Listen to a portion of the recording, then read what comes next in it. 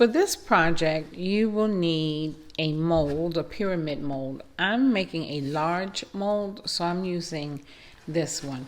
Now you can decide, if you're using a mold like this, how large you want your pyramid to be. But I'm going to use this one, but I'm probably going to make it just half. You'll need resin. I'm using the Art and Glow casting and coating epoxy resin. And this is a 1-to-1 ratio. You will also need a grounding metal, copper, a mixed blend, silver, but you need a metal for the grounding effect. I am also using a natural gemstone powder. I have chrysocolla sand, lapis lazuli sand, and black tourmaline, so I'll use one or more of these. And you'll need natural gemstones of your choice. You can use large ones, raw, small ones, chips, whatever your preference, but natural gemstones for sure. And I'll be using mica powders. And I'm using the mica powders just to give some color, just a little bit of color. And for my centerpiece in the pyramid, I'll be using this chakra angel. And this is going to be the centerpiece. Also for safety, you're going to need a mask, a respirator mask, and of course gloves, and a nicely ventilated area. So let's get started. One of the first things I like to do when I get ready to use resin is to give it just a little bit of a warm bath. I put some hot water in a bowl and I just let them sit for a few minutes. And this is just to get the resin just to flow a little bit better, because it's normally really cold because I keep them out in the garage. So using just a little bit of water, a hot water, I boil some water and put them in there, and then it just flows a little bit better, it pours a little bit better, it's a little bit more accurate. So I am going to start with mixing the resin. It's 1 part resin, 1-to-1, so it's 1 part hardener to 1 part resin. I'm going to mix that together. To mix the resin, I use silicone cups.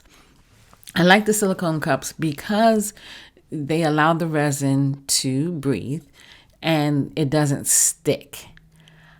I start by marking the amount that I am going to pour and mix. In this case, I'm going to use 40 milligrams for, of course, each the resin and the hardener. Then I'm going to pour the resin and hardener into the mixing cups. You want to make sure that it's equal 1 part to 1 part.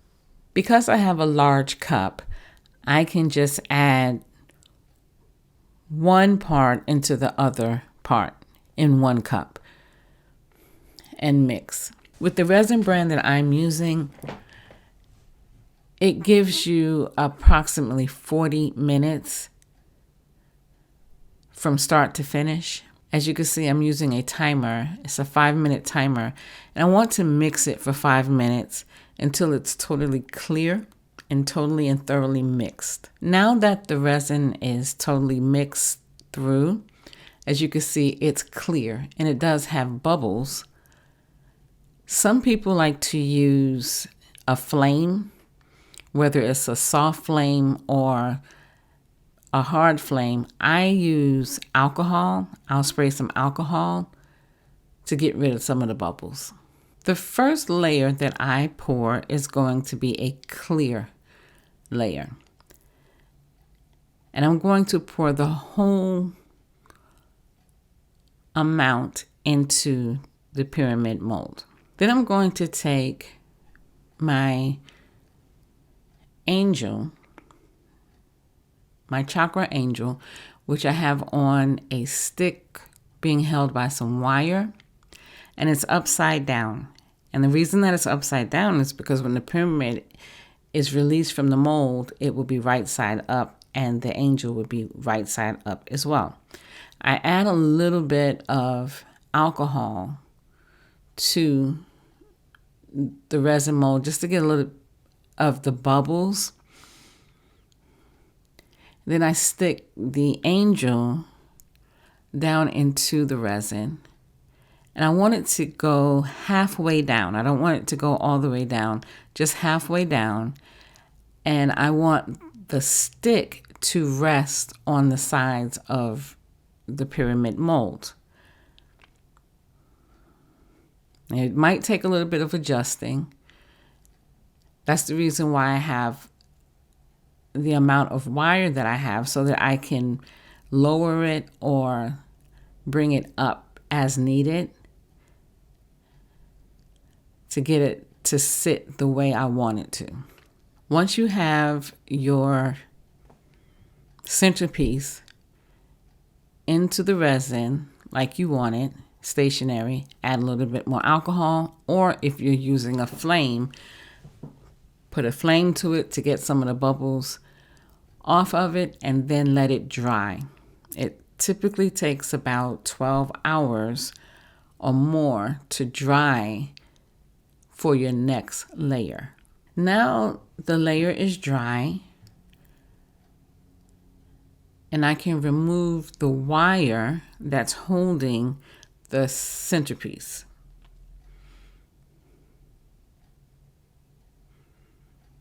And as you can see, it stays stationary because the resin is dried and it's in the resin, and the resin is hardened.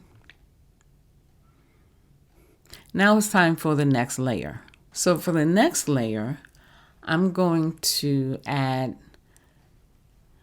another layer of resin, but this time I'm going to add color to it using the micro powder. I'm using this very pretty blue. Mica powder, you don't need a lot.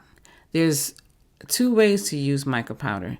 If you put a lot in your mixture, your resin mixture, it's going to give you bold color.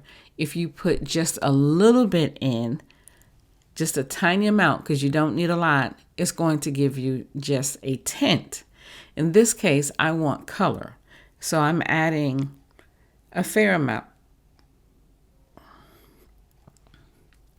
In this case, I want color, so I'm adding a fair amount of the blue mica powder. The one thing about mica powder that you really need to be careful with is it's a very, very fine powder. And so you really do need to have on a mask because you don't want to inhale the mica powder. Mixing the mica powder doesn't take a lot of mixing into the resin. So you just mix it until you can tell that all the powder is gone, and you scrape your sides and you can see that the color is the color that you want, the intensity of the color. Then you just pour it into your mold and then spray it with a little bit of alcohol and let it dry. This layer is now cured, and so I'm going to add the natural gemstones. Once you get your natural gemstones in there, I'm using another color of mica powder. This time I'm going to make it more of a tint, so I'm just going to use a very small amount, a tiny amount, just to make it a tint. I chose this color. It's a rose gold bronze type color to complement the natural gemstone that's in this layer.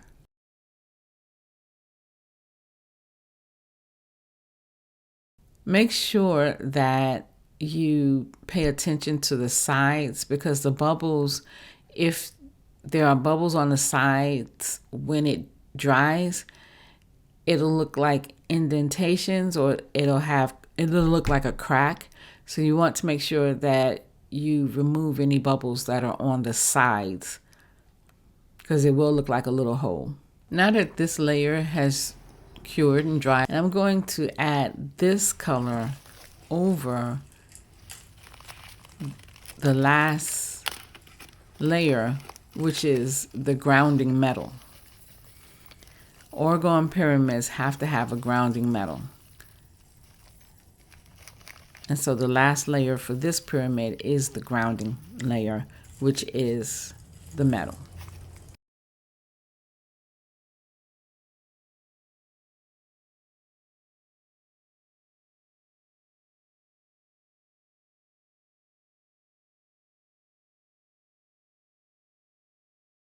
Now let it dry.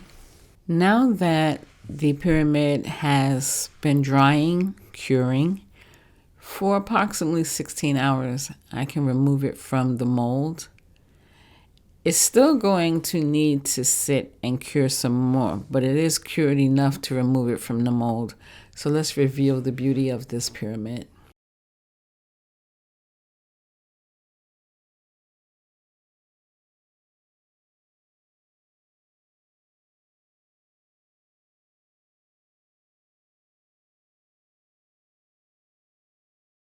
It's beautiful. As you can see, each layer, as I laid them in there, you can see the chakra angel from all sides, the beauty of the blue mica powder. You can see each layer, the layer of the natural gemstones, as well as the layer of the metal, and the color variation between the mica powders, the tints and the colors. It's just beautiful. From all sides, it's just beautiful.